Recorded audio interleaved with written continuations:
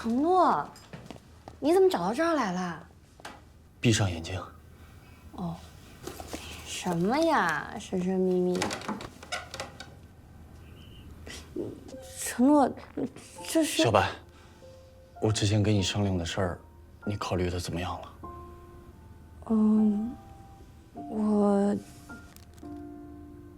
我把时间改到今晚了。我一共买了2张票，我希望带着你一起离开。没关系，不管你的决定如何，这戒指都是你的。那要不等到今天演出结束？今天演出真的挺重要的。我等你。不管你的决定如何，我都尊重。哪怕我在车站没有等到你，我都祝福你，祝你早日成绝，好好做你心里的白蛇。